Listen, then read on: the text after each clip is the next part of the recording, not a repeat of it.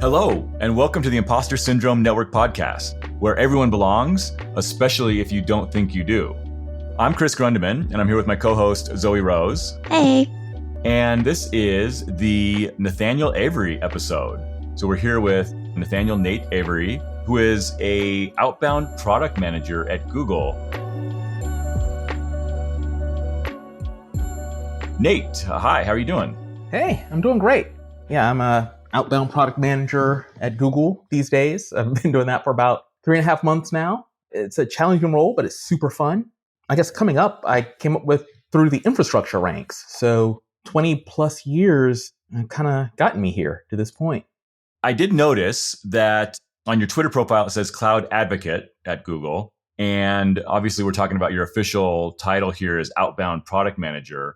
Can you tell us a little bit more about what actually is your job? What do you do? Oh, okay. So I put Cloud Advocate on there because it's a little easier for people to understand because not a lot of folks have seen outbound product manager. You know, they may have seen product manager, but they don't get the outbound part. So we sit at this really interesting point where we try to help make sure our internal folks, like, you know, CEs and such, as well as customers, understand the product. And in this case, it's Google Cloud Platform and our CI/CD tools. Okay, wow. So it's more of an educational role. I get the outbound now. So you're not necessarily taking the customer input into the product developers. You're taking what the product developers have done out to the customer. Actually, it is. It's both ways. Okay. You know, our job is to help gather that customer feedback, understand it, and work with our research folks in UX and UR, as well as the folks in the field. And so there's a really cool give and take where they say what they're finding, you know, what's landing with customers and, you know, what's sort of really resonating with them. And then, you know, we're able to say, hey, you know, when we spoke to customers, we saw this. So yeah, it's an interesting back and forth, you know, because at the end of the day, you just want to make sure that the product is good for those who use it. Absolutely. That makes a ton of sense to me. And you said this is a new role, right? You've only been there since about March or so? Yeah. It's 3.5 months. And, you know, it's interesting. I never really saw myself being at Google. I mean, don't get me wrong. It's freaking amazing. But it just wasn't on my list, right? You know, it's one of those things where you say, yeah, you know, this is going to sound really messed up, but I could see myself working at almost any tech company other than Google, you know, because when you're coming up in the industry, it's like, oh my God, they're like brilliant. You know, these guys are doing like crazy earth-changing stuff at times. And it's like, I'm just me, you know, it's weird. Yeah. I think we're touching on the imposter syndrome part of the podcast there. That's interesting. With 20 years of experience, right? I mean, I think you are one of the brilliant folks. What did lead that to change, right? I mean, if you hadn't seen yourself at Google, and it is a new role, right? I'm really interested in kind of did they come reach out to you? Did you reach out to them? How did this come about? I mean, how did you end up at Google? Honestly, just a friend reached out. You know, he said, hey, you know, I'm here at Google and would you like to join? He said, I'm here. It's really awesome. It's great. And then he explained to me, you know, what would be going on with the outbound product manager role. And as it turns out, there was like a lot of overlap with stuff I'd already been doing outside. So like, you know, we met through the tech field day stuff. And that's a lot of blog writing, video, analysis of the market, and just trying to figure out what would make a product tick and where we could improve it. Because I don't think I'm talking out of school here, but a lot of times behind the scenes of Tech Field Day, the conversations keep going with the product folks and they're asking like, what would it be like if we did X, Y, or Z, right? You know, because not everything winds up on camera. So there's been some of that thinking and stuff happening kind of in the background. And it turns out that that's like a real job that people do. It's like, who knew?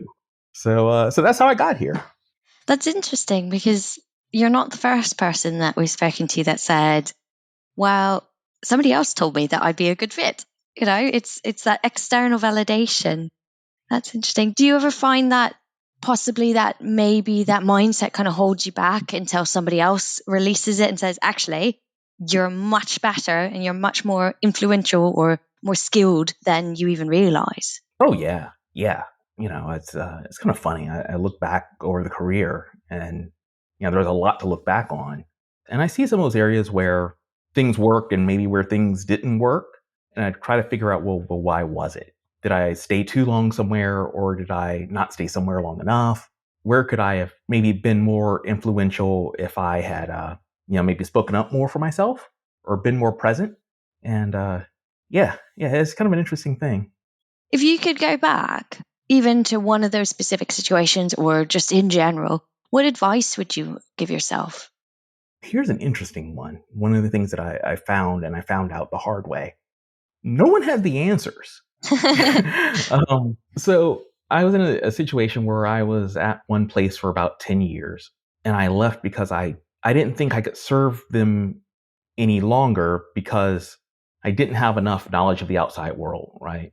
It was, who am I to be taking us into these weird new technological areas and directions when I've not seen it done before, right? It's like I'm not an expert in stuff. I'm just a guy who reads a lot of books, and maybe watches some videos and talks to some folks.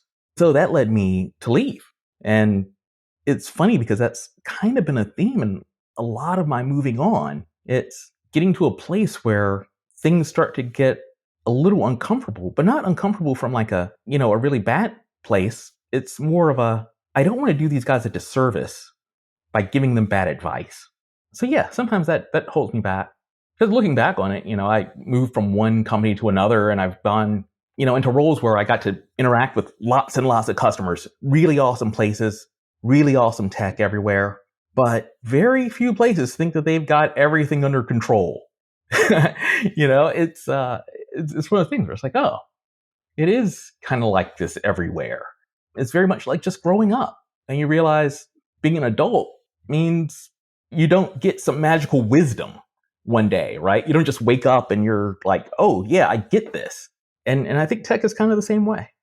That's interesting. I have a very similar kind of mindset, is where I like to explain is I'm almost as scared of being successful, because being seen as the expert is bloody terrifying, because I know how much I don't know. Does that kind of resonate with you a bit? Oh yeah, totally. I have a real hard time labeling myself as an expert in anything, right? It doesn't, in my mind, feel fair to other experts, for me to try and equate with them, because I know my limitations. I know that there's a lot of stuff I don't know. I'm glad that folks think I know some things, but yeah, I figure, in this business, it's not really about the stuff you don't know, but how can you figure it out? Can you make connections between other things that you have learned and kind of know something about, and at least get yourself to a point of, okay, I'm not 100% sure, but it should work like this. And now I've got something that I can validate or invalidate, right? And get a little bit further that way. But yeah, I don't see that as expertise, right? I see that as just research.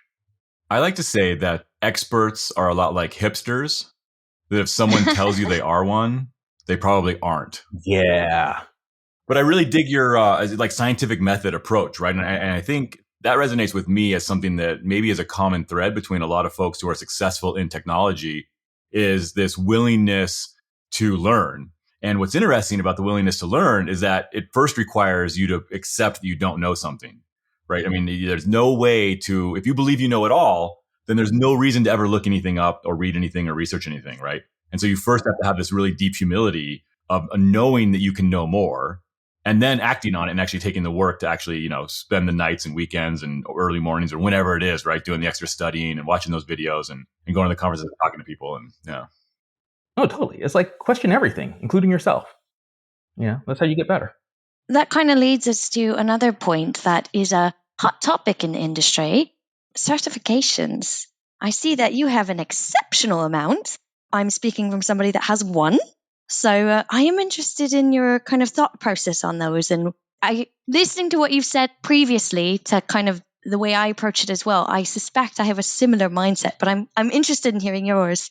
Okay. The certification thing is interesting, and it gets into how I got into this industry. It really wasn't planned because it was kind of far back when IT wasn't really a thing very much. It wasn't as we know it today. It really wasn't taught in colleges, or at least not where I attended. So I didn't really know. And so as I entered the workforce, I found myself as a sysadmin, and I'm like, well, I'm reading, I'm studying, and oh, hey, these certifications are out here. I figured that would be a way for me to sort of prove that I learned it. But then it got to a point where, somewhere in the middle there, where you kind of get the hang of the certs and you kind of start to realize, okay, here's the thought process, here's how you do it. And you kind of just get on a treadmill and you kind of keep cranking them out. A lot of that was really me trying to prove something, to myself, to others. One of the things that I had early on, one of the jobs, it was for a systems integrator, and they had a program at the time where they would take these kids out of college, recent graduates, and they would get them certed in both Novell and Microsoft, right? They paid for the whole ride. I'm working there. I'm like, where's my ride? And they're like, well, no. And so I said, well, I'm just doing it myself. And I did. And I just kind of kept doing it, because tech changes. And so you're always learning new stuff. And there's always like a new test or a new exam. And it just kind of worked. And then I wound up in the government space. And those certs really paid off because, as it turns out, contracts tend to be written with different job requirements in them. And so a job requirement could say, hey, we need a person with X years of experience and X certifications. And so having them, was just one of those punches on my ticket, as one of my old managers used to say. So yeah, that's my certification story. Are all 15, on LinkedIn anyway, it shows 15 certifications. Are all of them still current and active, or have you let some of them slide? Oh yeah, I've let most of them slide because the tech is no longer valid, right? Like, remember, I'm old and I did this a long time ago. So one of my exams was in like proxy server for Windows NT, so I don't think that's in use anywhere currently. But yeah, there does get to a point where you say, I need to be more focused. Maybe they do matter still, maybe they don't. But that's something that is a decision everyone has to kind of make for themselves. I'm going to ask a question. If you don't want to answer, that's also okay. But do you think that coming from a minority background, does that kind of make a difference for you? And do you think that certifications maybe hold a higher need? I know for me personally, I love external validation. I think that's why I think certifications have value, not because I need to get them, but because, it's something I think helps me kind of show that I know what I'm talking about. Do you feel like that also kind of plays true in your life? Yes and no. So here's the thing. I grew up primarily in PG County, Maryland. There are a lot of people like me around, who have all sorts of jobs. And so it's a little bit weird, right? Because you don't have a lot of external folks saying, no, you can't do this, right? I got more grief for just being a geek, right? That was my crime, if anything. It really wasn't till maybe a little bit later on as I started working and I started kind of moving up the ranks and I started to see that there were fewer of us that it even kind of crossed my mind. But it was just me versus me for the most part. That's really refreshing and nice to actually hear that it didn't actually have that big of an impact in the beginning. That's awesome. Well, so here's the thing. I never graduated college. So in some ways it was to validate that more than, anything else. So I think that played more into it than anything else. That resonates a lot with me. I definitely feel like my early career, a lot of what I was doing was trying to prove myself and my intellect because I didn't have a degree, right? And there was a lot of folks around me who did. I almost even did this kind of mental time. I don't know about you, but when I didn't go to college and I ended up working. And for me, it was because I had a family really early and just was doing that.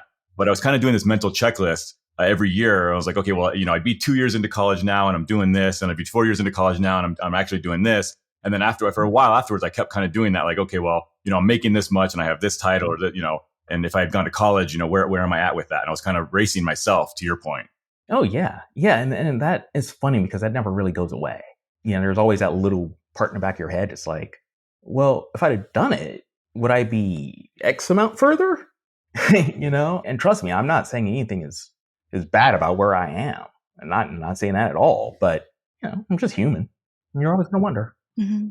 That's interesting because I did go to college for the exact reasons you guys are saying. I went to college because I was an IT manager and I was like, don't know what I'm doing. I need to go to college. Somebody else needs to validate I know what I'm doing. I'll be honest with you. I had the same struggle and I continue to have the same struggle. So getting that little piece of paper, I thought would be the turning point and I'd be magically a knowing person. I don't feel that at all. Oh, yeah, but no one can take away what you earned, though. That's the funny thing. It doesn't expire. That's true. It's like you're certed for life. You're knighted. I'm knighted. You can call me lady. Interesting. I also see we did a little bit of just a collection of, we had a chat recently with OSINT. So we did a bit of OSINT, figure out, who you are. And one of the things was, your husband and father. Do you think that affected your career as, I would hope, positively, but you never know? Or has there ever been times where you've seen people kind of look at you differently? So it definitely has affected my career because, my wife and I, we also started our family pretty early. So, I got to take jobs and make money. And it just so happens that I was able to make money doing things that I like doing, right? I landed in a field that paid well at a time when those skills were in demand. So it was pretty neat. Everything kind of worked out that way. Thinking of them has always affected certain decisions I would make as well, right? And this is maybe a little bit of the imposter syndrome kind of thing mixed with anxiety, mixed with being a government contractor. My wife used to give me a lot of grief early on because I wouldn't buy a house, right? I never felt secure enough in my profession that we should take income and buy a house. It's like, this thing I'm doing, I'm on contracts that could run 2 years, 5 years. They might last, they might not. Why would we do that to ourselves? But she helped me get through that. She helped me kind of look at my history up to that point and well, when has this not worked? When have you been just, without able to make a check? And it's like, oh, well, never. It's so why would that change? It's well, because, and then it's yeah, you're right. Hopefully she won't listen to this and hear that I told her she was right. She will. I'm sure she will. So it sounds like you learned to trust yourself a little bit in that, right? And that's an interesting, right? That kind of freelance lack of security, right? I think a lot of people choose full-time employment specifically for that reason, right? Because they want to know that that next check is coming no matter what. Whereas as a contractor, it's a little bit more on your own shoulders. Oh, yeah. But it's tough to get that full-time spot sometimes in this area, right? So even though I'm an employee of a company, that company has me on a contract. And, let's say that contract employs 50 people. It's got a 5-year deal. There's every year it could be reevaluated. And so, yeah, that kind of plays into your psyche a little bit. But yeah, it's a weird thing in this area. There aren't a lot of folks who are fully employed unless you're a real government person. Yeah, that point you made about changing your perspective for your career, I noticed that as well. I recently became a mum, and when I was looking for a job when I was pregnant, it was actually, I do care about how much I make, and I fight a little bit more than I ever would have fought a bit for money. Not because, that's my only motivation, but because I now have a family, so I need to support them. And it was almost I'm fighting for them, not myself, and it made it easier. Even though my baby was literally unborn, it still already helped. Oh, yeah. I mean, you're always going to protect your kids, right? You're always going to look out for them and try to make decisions that work for them. It's hey, how can I put myself in the best position to offer them something, And the older I get, the more I think about what would happen if I'm not around, That's something that my mom has encouraged me to consider. It's hey, when you're raising those kids, are they really ready if something were to happen to you? And so I think about that, and it's okay, yeah, let's make sure there's a nice little nest egg for them, and things will be good. Nice, yeah. I think that it surprised me. It definitely surprised me how much that affects your career itself, and I hope that means you kind of feel more confident, because literally, I don't know everything about your career, but even just looking at the bits that you've told me are really impressive. So coming from an outsider point of view, I'm just I don't know how you could have imposter syndrome because you're so brilliant. Is there any advice for people that maybe situations that you've overcome because, you figured out a way to realize that's that little voice that's really rubbish and shouldn't be speaking to you? Yeah, I mean, just believe that you can fail up is probably it. But, you know, it's a horrible joke. Remember, I'm a tech person. I get paid for comedy. Well, but I think there's reality there, though. I mean, I know it's a joke, right? But I think there is some truth to this idea of being able to fail up, which is that there are times where there's something that I really, really wanted, whether it was something to do or whatever it might have been, and either failed in that job, failed to get that job, or whatever it might be, and then because of that, this other opportunities opened up in front of me, and so I think there is this idea of like being able to kind of fail up, and not in the bad way, but in this way of like sometimes learning what you can't do or what you aren't good at is just as good as figuring out what you are good at. I don't know. Yeah, I mean, and don't be afraid to change. Here's the one thing that kind of blew me away early in my career. Don't be afraid to ask for what you want, right? Don't be afraid to talk to people and say, I want this. Way, way back in the day, I met some other people at like a happy hour or something, it was kind of one of those company functions. And I was talking to some other folks and said, yeah, I wouldn't mind being a DBA, one day. I mean, I was young. I didn't know. And, I didn't think anything of it. A couple months go by and I get a call and like, hey, we got an opening over here, in this division.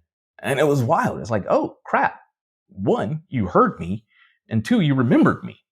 So I was deeply flattered and got to try a new role. And that was kind of neat, and it was a role that helped me really understand a lot more about applications in general and what you have to do for hardware to manage a database and that sort of thing. But yeah, don't be afraid to ask people, what you want. And a lot of us have anxiety issues and maybe aren't the best in terms of being like extroverted, but there is something to it. Find those spaces where you can be comfortable and just talk to folks. Yeah, I think whether you're introvert or an extrovert, right? I mean, people are a big part of what makes a career for sure. But speaking of learning something and taking that next step, I noticed obviously that you moved from, call it hardcore engineering, right? Really being, at that systems and network level into solution architecture roles. And I wonder if you could tell us a little bit about what prompted that change, what that change felt like, how you accomplished that change and why, just a little bit more about kind of making that kind of a career shift, because it really is a pretty big shift. You're still working on technology, but you're in a totally different role. Yeah. So this is one of those shifts that came because of the family. When you're doing hardcore engineering, you're often carrying the pager and you're waiting there overnight. You have data center moves and you're maybe sleeping at the data center or doing all kinds of crazy stuff, right? And, it was just time to cut that back for the health and safety of my family. So yeah, I took on a different role. And it was neat because at the time I kind of viewed it like in hip hop terms, where this was around the same time Jay-Z was retiring. And so it was like, by 30, my hands probably shouldn't be on a keyboard doing anything but writing proposals. To a certain degree, it is a game for the young, right? When you're in your 20s, you can bang away on code or whatever, like nonstop. And I just realized I needed more sleep than I did in the past. So I shifted gears. Here's a really funny thing. I was lucky enough to have so many different experiences over time that it felt like a natural evolution. Because I had worked deeply at the engineering level and the hands-on level, I could see the threads that tied different components together, and I could say, oh, hey, all right, we're going to need one of these and one of these and one of these, and this is how we're going to design it. And so I was fortunate enough to be surrounded by a lot of really smart people who encouraged me and just got it done. Yeah, that point of, allowing yourself to try different things to get that diverse view. And I think the benefit there is also not just seeing what you like, but really importantly, seeing what you don't like. I totally agree with you of as my career's progressed, there's been things that I absolutely adored before, whereas now I'm happy to step back. I think that's a really important part of acknowledging, because I think for a long time, for me personally, I don't know if it's the same for you, but for me personally, before I acknowledged that I'm ready to step back from those areas, I felt even worse imposter syndrome because I wasn't doing as well in those areas, if that makes sense. Yeah, it does.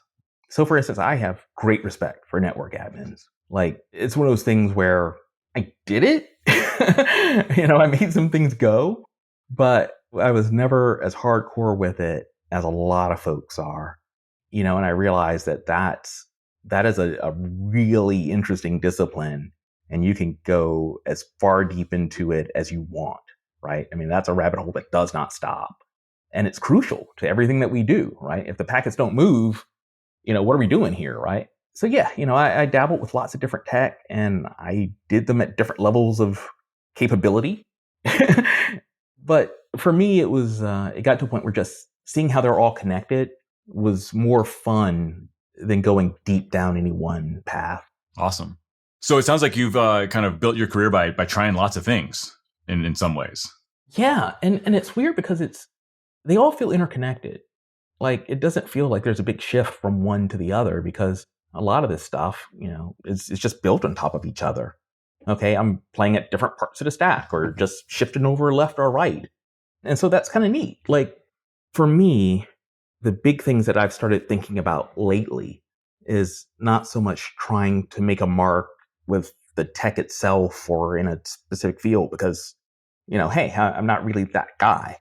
But what I would like is to try to help the people in the field, right? I was one of those dudes carrying a pager, trying to deploy software on a Friday, because that's what we did, or a Saturday. And you wake up Monday and you're hoping that everything is still working, right? And you're praying that you don't have to roll back or anything like that. And, that's a lot of time that businesses waste, and it's not helpful to the people doing it. I've witnessed a lot of people burn out doing that. And so that's what I would like to try and fix. Awesome. Nate, this has been awesome talking to you today. We really appreciate you coming on the Imposter Syndrome Network podcast and sharing your story. I know that you're on Twitter at Nathaniel_Avery. Mm-hmm. And you've also got a really awesome blog, notyourdadsit.com. Yeah. Is there anywhere else we should talk to you, or you want to tell us a little bit about your blog or the other projects that folks should check out? Yeah, it's funny because I need to get back into the blogging, because now, that you kind of outed me, I got to type up something. Yeah, I mean, Twitter is pretty much where to find me these days. I'm in Maryland, grew up in the DC area, so you're going to see some Washington Commanders news, posts from time to time. But I try to keep it mostly tech, but you'll see some personal stuff too. But yeah, just reach out to me through Twitter or LinkedIn. I'm also on LinkedIn as Nathaniel Avery. Awesome. Well, again, thanks for being here. Really appreciate you telling your story, and hope to see you out there in the world, maybe at an event or something someday soon. Oh yeah. I mean, let's get back to doing that stuff in person. Definitely. Yeah.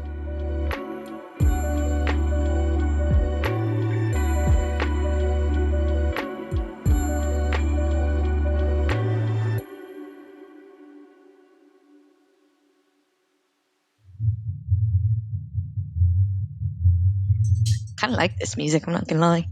Not terrible. The fact that it's built into Zencastr means that it's probably on every terrible podcast in the world, though. Yeah, but that's okay. Look at it being familiar and comforting. There you go. Yeah, there we go.